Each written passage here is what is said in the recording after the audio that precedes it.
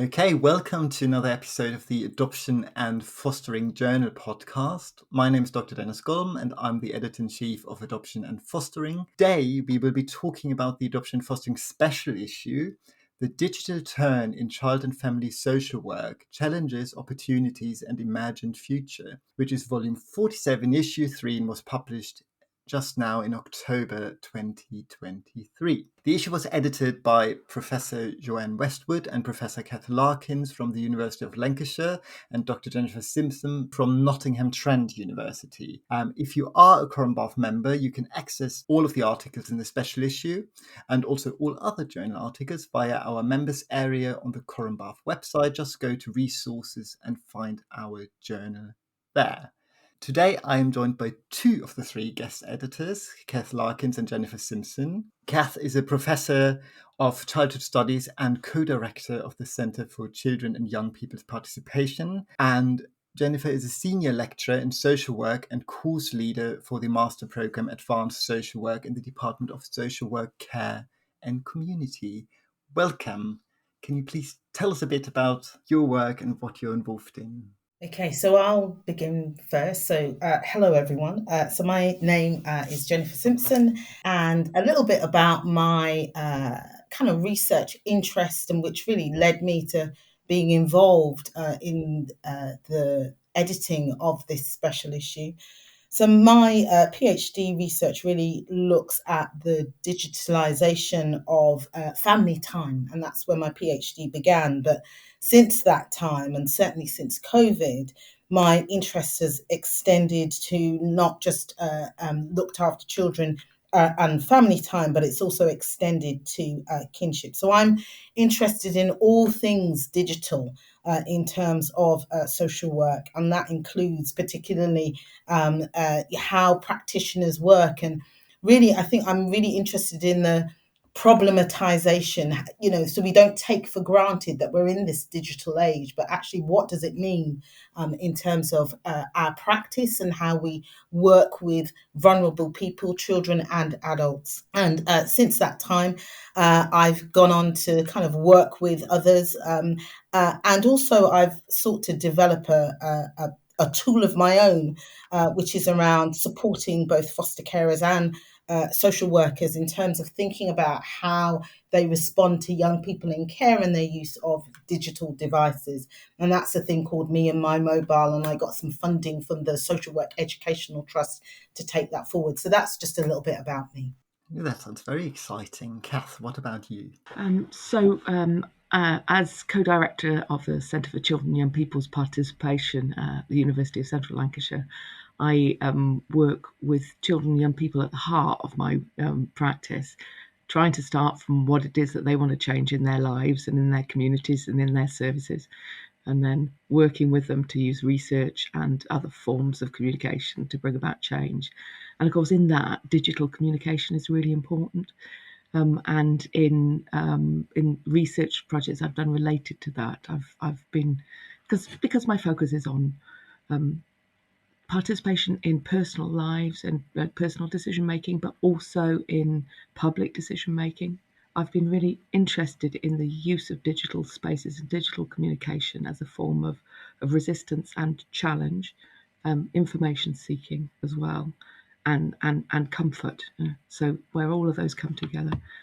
I've got a new role now, which is co-director of something called Socrates, which is the social care rapid evaluation team, which is in partnership with London School of Economics and King's. And interestingly, in there, our first evaluation is going to be in relation to adults' use of digital social care records. But so this thread of digital artifacts and means of communication, I think, spreads across all sorts of bits of my work. I almost feel it's a bit obvious, but given your work history, or both of yours work's history, but why did you choose this particular topic and decided this is a special issue we're going to need and we want to produce? So my interest actually goes back to a practice situation that I had. So there's a real story that kind of and a real piece of social work. So I was a supervising social worker at the time, and I moved a child from one foster placement to another, and I set her down in one place, and for 3 days she went missing, and it was the worst period of my life, in terms of what happened. But what I found fascinating was she turned up safe and completely somewhere else. And we asked, well, how did you get there? This was many years ago. So this was really just at the start when young people were getting mobile phones. And she said, oh, I was in contact with someone and carried on. But in that moment, for me, I realized that something had fundamentally changed in the dynamic and the power relationship between me and that young person. Normally, as the practitioner, I had ultimate control, because I was the one with the phone, I was the one with the car, I was in touch with her social worker. But in that moment, this young person exercised agency, and I couldn't manage it. I had no control over it. And it was in that moment that I thought, oh, something's happened here. And I didn't really understand what had happened. But then when I began my PhD and my research around that was when I realized, actually, the horse has bolted here in terms of the management and the exercise of control when it comes to young people and their mobile phones. Because for me, what I learned from my PhD was simply this, that small device goes with them everywhere. And as a practitioner, I had no control over it. But what it really showed me was the exercise of agency, that for once, for the first time in a very long time, or maybe the first time for looked after children in care, they were able to speak. And before then, they would speak by running away. Okay, that's how they spoke to us, that something wasn't happening for them or they weren't happy. But now they were able to speak in so many other ways through the devices of the digital, the social media platform, the mobile phone, the games that they played. They are able to communicate with us in so many different ways. And so that's the bit that fascinates me. And actually this special edition has really kind of opened my eyes to the wider digitalization in terms of, what's happening in children and families, adoption, fostering, all of those different kind of areas of practice. I think my route into it connects to yours a bit, Jennifer, because there's something about learning from children and young people themselves about how they're using these devices and these spaces that opens our eyes and makes us see things in a completely different way. And that's partly what happened to me when I was involved in a European study called Safeguarding Teenage Intimate Relationships, where we were looking at sexting and other forms of communication online and offline, and where is violence happening and how do young people experience it and resist it.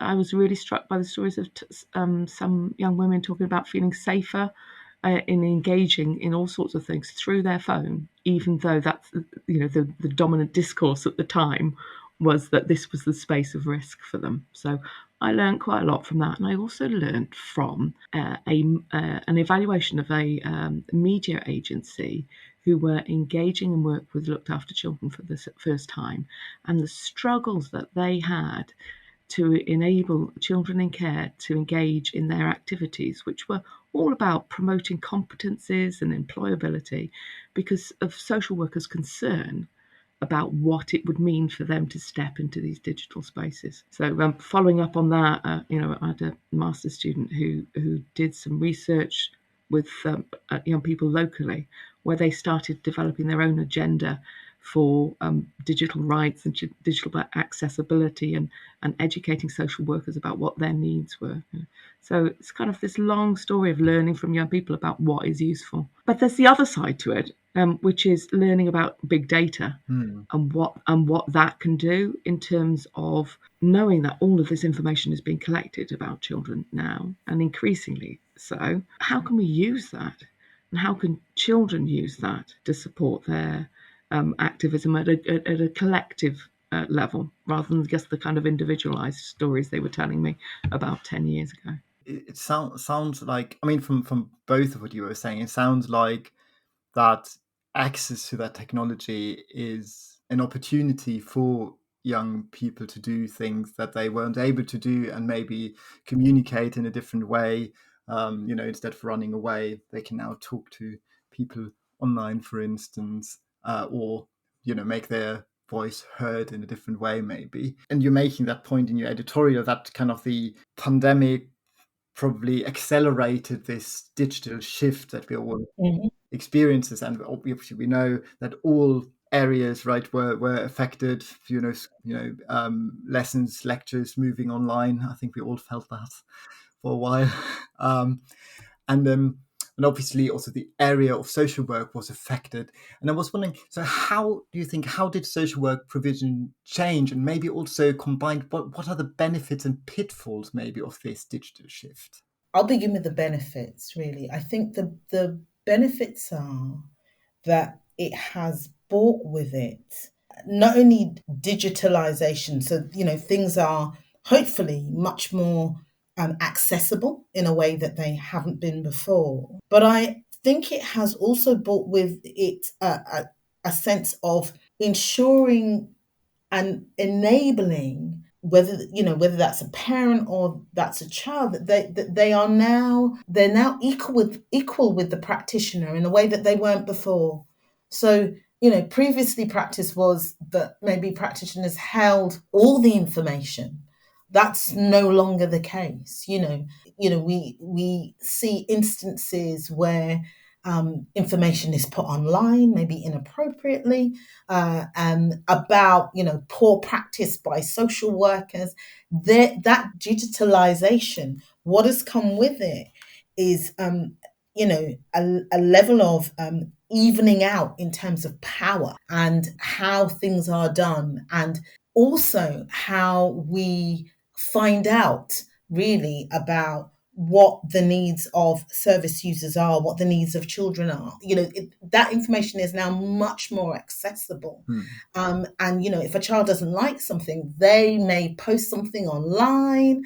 They may send a picture out there that they can contact people in a way that they never were able to contact people, and the same with parents as well, and all service users. So what has happened positively, I think, is that power that was there has been equaled. It's been equaled out, and actually, as practitioners, we have to be both alert and open to working with young people, children, and other service users, as opposed to doing to them. We're no longer in that space anymore. That has all gone because of the level of accessibility, but also because of the ability to share one's views.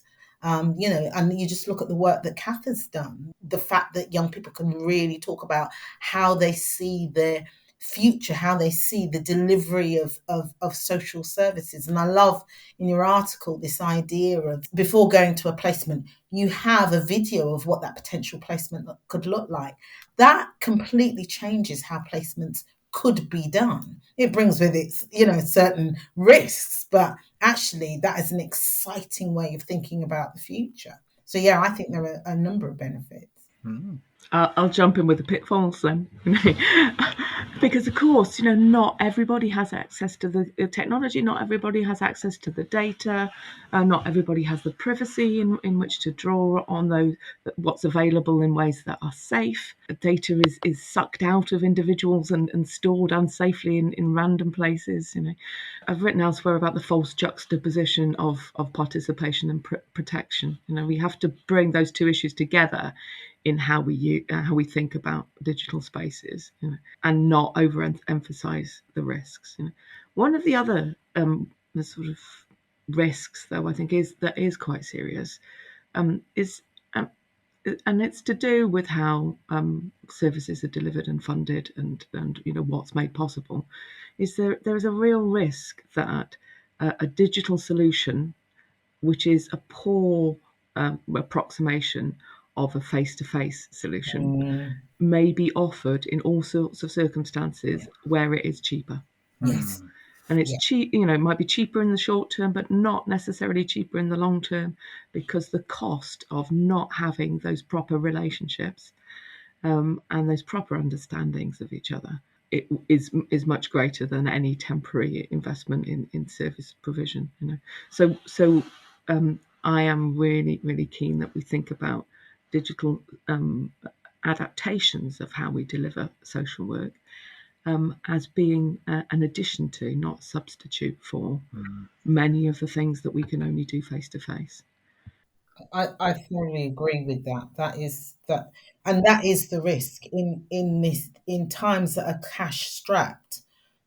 Organizations may lean towards digital solutions that actually, in the long run, may bring immediate benefit, but actually the long-term implications in terms of what happens in terms of hearing the voice of children and young people, which may be lost, hearing the voice of parents, hearing the voice of any service user may be lost because of, as you've already pointed out, issues related to access. In my own research, if you were under the age of 15, you had limited access to digital devices, primarily because of the way in which they were managed by carers. And this was foster carers who were risk averse in their response to young people and the use of digital devices and social media. So we do have to be really careful, as been pointed out by Cath, about the solutions that are quick and easy digitally, but actually may have a long-term negative effect on supporting and enabling relationship-based practice. And that's what we talk about in our editorial, that we can't move away from relationship-based practice, even though the digital might make things easier. Actually, social work is still done through relationship, and no digitalization can replace that in any way whatsoever. One of the examples of that we talked about in preparation for the article was thinking about when a care leaver has a child and they need support, which they may get from their family, but they may get from other people. And sometimes, leave and care workers are really important in that. And we've learned circumstances where rather than that face-to-face support, somebody calling around and meeting and holding the baby, that an online kind of mentoring telephone service is offered instead. And you can see that young people are asking for that at the immediacy of that online. But as an addition to somebody who knows the person that they are really caring about in this world, and sees and feels that relationship. So that's why it has to happen together. So on the one hand, we have this kind of opportunity of maybe evening out that kind of power difference between young people and professionals, right? And I think we see that shift also in research with participatory research, right? That we're listening to the voices of young people, or also generally our participants more, and see, is that actually a topic that's interesting for you, that we pursue that question, right?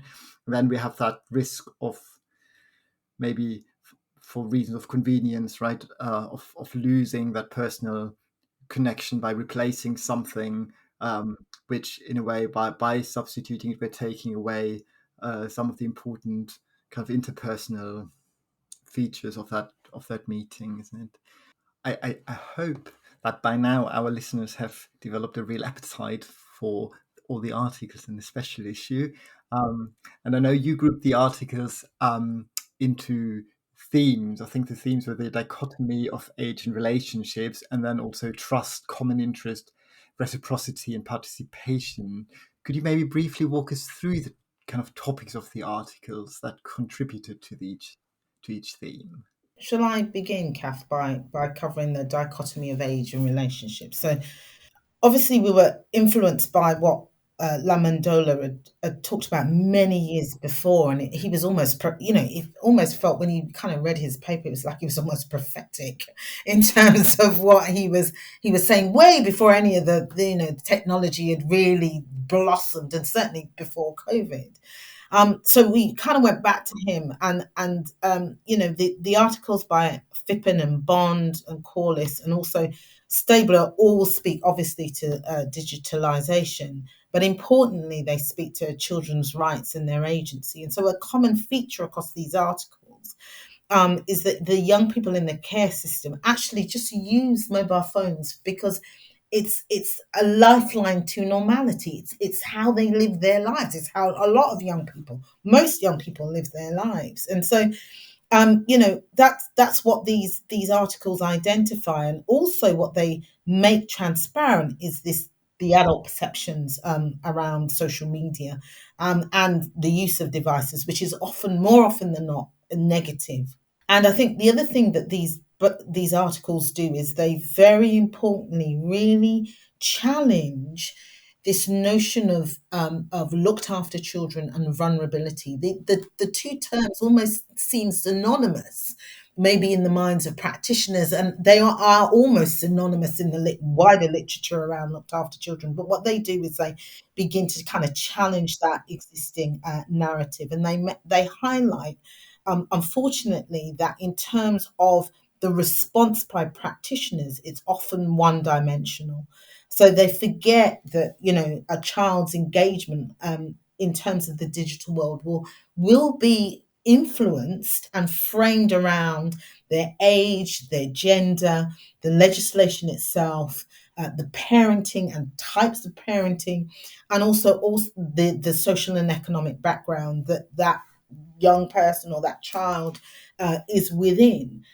So what we're recognizing is, certainly through their work, is there is no one size fits all approach to looked after children and their use of digital technologies. It really begins with that young person. It really begins with that child. And I have to go back to what we talked about, just a moment ago. It begins with relationship. If you have a relationship with that young person, you begin to understand what they're using and why they're using it.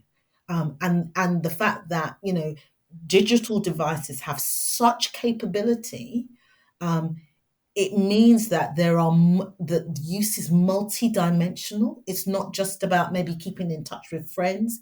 It might be keeping in touch with members of the family. It might be finding out information. It might be looking up, something that they can't discuss with anybody else.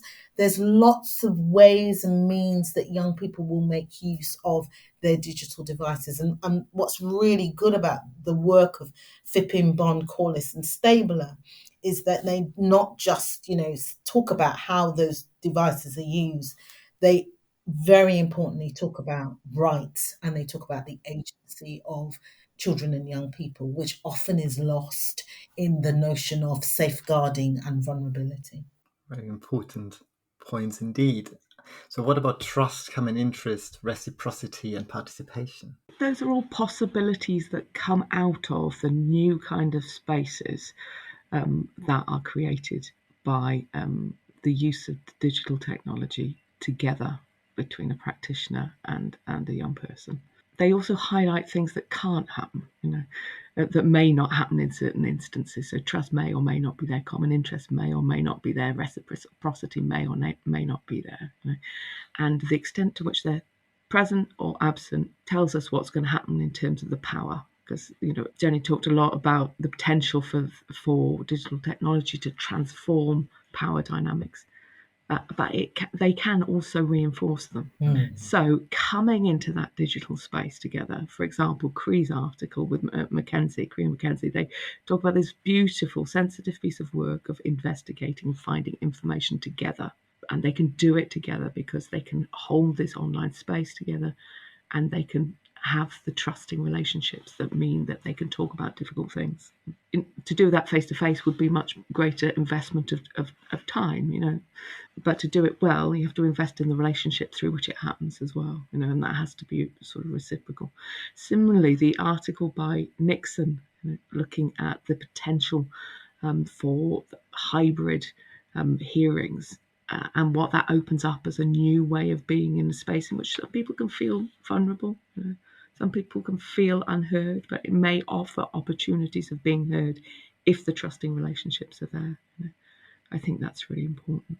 In the article by myself and colleagues, we imagined all sorts of future ways that digital technology may or may not be used based on things that are actually happening now, but thinking about how they might be taken a step further, how they might be transformed so that data can be used to hold systems accountable, and that would be a reciprocal way of using knowledge. So not just gathering information about children, but feeding that information back to children so that they can use it to hold systems to account.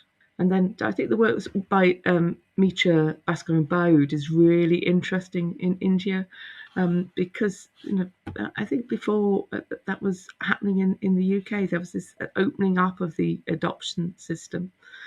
Thinking about ways in which people could get back into contact, so social media could be used, thinking about the risks of that, managing it, you know, again, building trust in those spaces so it could happen in a way where the system can learn as well as people get access to their rights. You know. So really, there's such a broad range of ways in which technology is being used and digital communication is being used. But there are certain foundations, and I'd come back to what you said, Jennifer, about the rights underpinning that. You know, if it's done with that kind of rights-based perspective through relationships where we can really know what's possible and backed by the resources that mean that, you know, care leavers aren't in the space with no access to data and no phone which has the capacity to access the kind of sites that they need to. You know. Then we can really go somewhere with these adaptations. Absolutely. What I really liked was Mackenzie's work kind of completely flips that in terms of a single adopters actually being in an online community of other adopters. And actually, it kind of revolutionizes post-adoption support because we've got this wider community of 24 hours per day support, but also how each single adopter both compartmentalized, selectively shared, and disengaged from these communities by choice and in a way that both protected and enabled them. And so again, there is this new way of engaging that we've never really had in terms of support for people. And again, maybe there's something about practitioners actually learning from this in terms of the types and the nature of support. And you know, we do, you know, and we see it in its infancy around foster carers who are online in WhatsApp and supporting each other. But is there a way of taking that a step further and maybe learning from the likes of Mackenzie and what she discovered in terms of her own research that could then come into kind of practice and support that is provided to the likes of foster carers and adopters as well, whether they be single or not. So yeah, it just makes for a really interesting look at how services could potentially be developed and where they have been developed digitally, actually what's been happening. And I think, you know, what we don't know is the unintended consequences. That's, you know, and that's going to take further time to kind of work out and see, and maybe, you know, not maybe, definitely more research to understand actually now this is happening, what's going to happen next, and what does that mean in terms of service provision? What does that mean in terms of support? What does that now mean in the ongoing understanding and widening of what we understand as relationship-based practice? Because I think you could go as far as to say, actually, there's an argument in saying that actually relationship-based practice, there is now a digital element to that. What does that mean? Rather than just simply thinking, oh, it's face to face. No, it's much more than that.